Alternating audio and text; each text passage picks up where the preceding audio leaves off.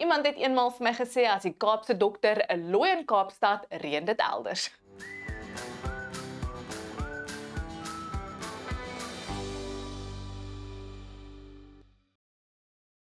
Dit is omdat ons steeds daai Atlantiese hoëdrukstelsel het wat winderige toestande veroorsaak vir die Wes-Kaap en 'n vogtige weer inbring vir die ooste van Suid-Afrika, waar dit meestal bewolk gaan bly, miskollig aanvanklik in dele van die Oos-Kaap, KwaZulu-Natal, reënbuie oor die oostelike platoorand en dan later sal donderbuie weer opsteek in die noordooste dele van die Hoëveld en die storm sal versprei raak daar oor dele van Limpopo en Mpumalanga en die noorde van KwaZulu-Natal met weer eens net plek 'n paar reënbuie en donderstorms wat kan beweeg oor dele van Noordwes en Gauteng, maar hulle kan ook vinnig wegwaai. Ons het 'n vlak 1 waarskuwing in plek vir die Hoëveld van Mpumalanga as gevolg van hoë onstabiliteit in die atmosfeer, kan 'n paar van daai storms ook 'n groot hoeveelheid klein haal veroorsaak. Nou ons weer daai Kaapse dokter gaan aanhou fris tot sterk baie hier in Kaapstad, ook 'n sterk suidewind vir die Weskus en ons kan ook sien die wind gaan so 'n bietjie optel oor die westelike binneland waar die weerdiens waarsku teen weggolbrande.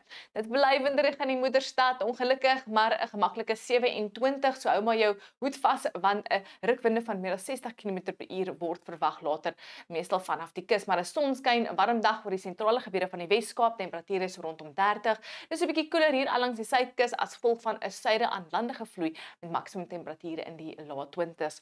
Na 'n paar miskolle oor die binneland van die Oos-Kaap gaan dit meestal sonskyn dag wees met maksimum temperature so in die middel 20s, lae 20s langs die kus en gedeeltelik bewolk tussen Oos-London en Port St Johns met 'n suidwestewind wat sal waai.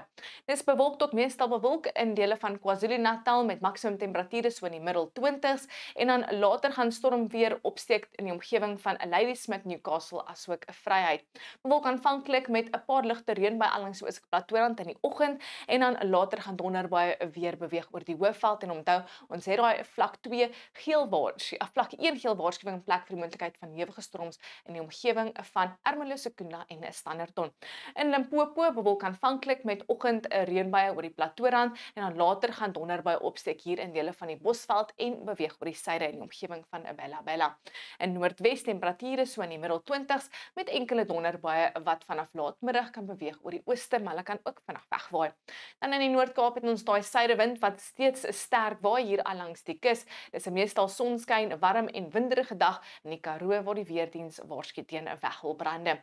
In die Vrystaat is dit warm in die weste en gedeeltelik bewolk in die ooste met 'n 30% kans vir donderbuie. 'n Sonskyn 29 grade lê voor vir Bloemfontein.